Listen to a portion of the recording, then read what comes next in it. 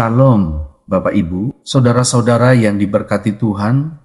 Kita bertemu kembali dalam seri pelajaran firman Tuhan. Hari ini, Selasa, tanggal 27 bulan Januari tahun ke-2026. Judul pelajaran untuk hari ini adalah Persembahan yang Hidup. Bapak Ibu dan saudara-saudara sekalian, Paulus dalam kitab Filipi 2 ayat 17 dan kitab 2, Timotius 4 ayat 6 menyatakan sebuah pemahaman iman yang sangat mendalam ketika ia memandang hidup dan mati sebagai milik Kristus sepenuhnya. Bagi Paulus, saudara-saudara, keberlangsungan hidup bukanlah tujuan utama, melainkan kesempatan untuk terus melayani, sementara kematian pun dipahami sebagai bentuk pelayanan yang tertinggi. Pada ungkapan darahku dicurahkan menggambarkan kesiapan Paulus untuk menyerahkan hidupnya tanpa syarat demi Injil.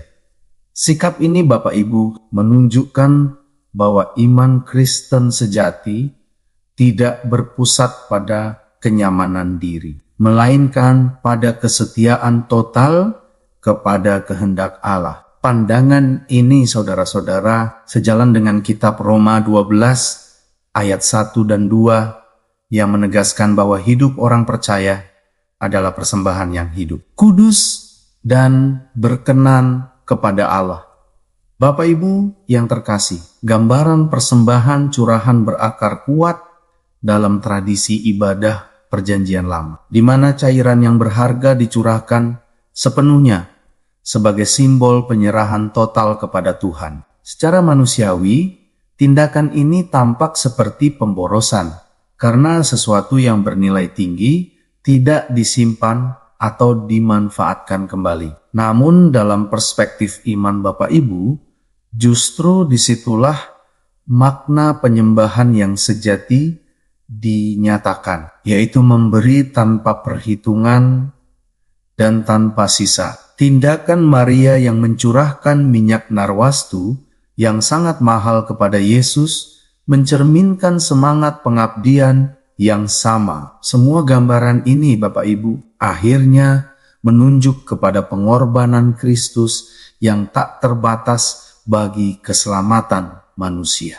Saudara-saudara yang dikasihi Tuhan, Paulus memahami bahwa persembahan curahan tidak pernah berdiri sendiri, melainkan selalu menyertai korban utama. Karena itu, jika hidupnya harus dicurahkan, ia melihatnya sebagai pelengkap yang tepat bagi iman dan pelayanan jemaat Filipi. Jemaat tersebut telah mempersembahkan hidup mereka kepada Allah melalui ketaatan, kesetiaan, dan pelayanan yang nyata. Dengan cara ini, Bapak Ibu, pengorbanan Paulus dan pengabdian jemaat dipahami sebagai satu kesatuan dalam karya keselamatan Allah. Pelayanan Kristen dengan demikian bukanlah usaha individual semata, melainkan kerja bersama dalam tubuh Kristus. Bapak Ibu sekalian,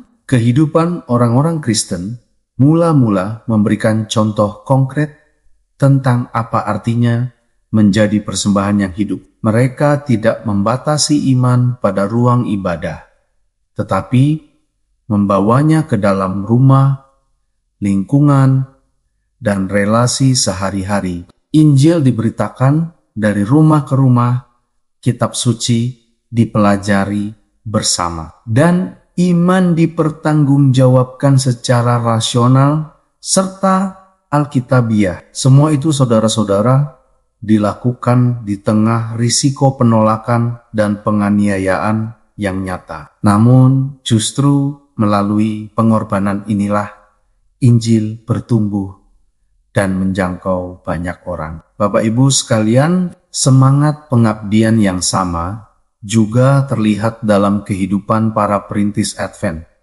yang tidak menggantungkan seluruh pekerjaan pelayanan kepada para pendeta. Mereka secara aktif membagikan iman, memberikan pelajaran Alkitab, dan mempersiapkan jiwa-jiwa untuk mengambil keputusan bagi Kristus. Pelayanan ini Bapak Ibu seringkali menuntut pengorbanan besar dalam hal waktu, tenaga, bahkan keamanan pribadi. Namun saudara-saudara, pengorbanan tersebut dipandang sebagai respons yang wajar terhadap kasih Kristus yang telah mereka terima. Bagi mereka, menjadi persembahan yang hidup adalah identitas, bukan sekadar slogan iman. Bapak Ibu, pengorbanan sebagai persembahan yang hidup tidak selalu berarti kematian fisik, tetapi kesediaan untuk hidup sepenuhnya bagi kehendak Allah setiap hari. Ini mencakup penyerahan rencana pribadi, kenyamanan, dan ambisi demi kepentingan kerajaan Allah. Paulus sendiri mengajak orang percaya untuk meneladani hidupnya sebagaimana ia meneladani Kristus. Dengan demikian, saudara, kehidupan Kristen menjadi kesaksian yang terus-menerus tentang kasih, ketaatan, dan pengabdian. Iman yang sejati selalu bergerak dari pengakuan menuju tindakan nyata.